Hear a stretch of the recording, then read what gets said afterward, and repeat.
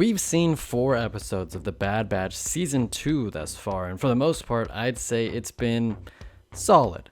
But with the latest episode faster, the show continues to display a very concerning problem that I believe is holding it back from taking its place alongside the Clone Wars and Rebels. It's Sid. F*** Sid so much. She's the most insufferable f***ing character I've ever seen, and I want her to just die horribly.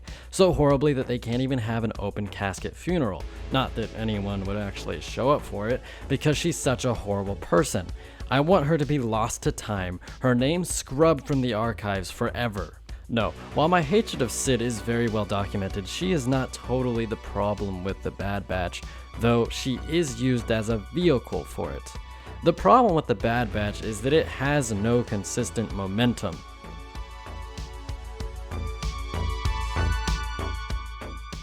Momentum is crucial for a show, and it gives us a feeling that we're constantly building towards something meaningful. It's like a 100-meter dash. You start from 0 and then speed up as you sprint until you hit the finish line. This is what great shows like Breaking Bad and all 6 seasons of Game of Thrones did consistently. Yes, I said 6 seasons. Game of Thrones ended after 6 seasons. But Zach, isn't it a bit unfair to compare The Bad Batch to Breaking Bad and Game of Thrones? Aren't those 2 of the greatest shows of all time? You're goddamn right. Well, yeah, I suppose. But I'm not comparing the quality of the shows.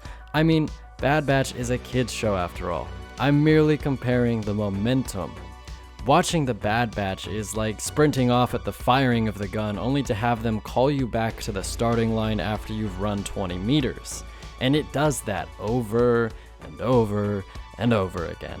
And sometimes, when you're waiting at the starting line, Sid approaches you because she needs you to go fetch this doodad from this kooky character so she can make some credits off of it.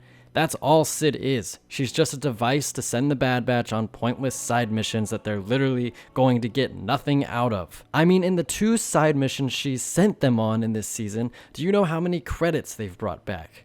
0. Nada. Zilch. Zip. But I digress. It's episodes like Faster that are the worst offenders of this. No character saw any meaningful development, and the episode did not advance the plot in any meaningful way. You could Thanos snap this episode away and it would have very minimal impact on the rest of the season. This is a problem the first season had too. There was too much start and stop, and weeks of filler episodes between relevant ones. My hope was that season 2 would learn from this mistake, but it seems not. I wouldn't be the least bit surprised if the next 2 or 3 episodes are all very similar to Faster. But Zach, didn't Rebels and Clone Wars have their fair share of filler episodes, and yet you still like those shows? Well, yes. Each of those shows had some truly insufferable filler episodes, no argument there. The difference is that the Clone Wars structured itself into arcs of 2 to 4 episodes, so each episode was a part of a bigger story. They were all still building to something, at least. Rebels, on the other hand, did have some awful filler episodes that were just as bad as the ones in The Bad Batch. What I can say for Rebels, though, is it had much higher peaks of quality than The Bad Batch has displayed, so enduring a bad episode was easier because we could trust that they'd deliver an episode like Twilight of the Apprentice later on. So, in summation, The Bad Batch has a momentum problem, and they can fix this by killing Sid off in the most gruesome way imaginable so that the opportunity for side quests and filler episodes drastically decreases, and the show can sprint all the way through the finish line.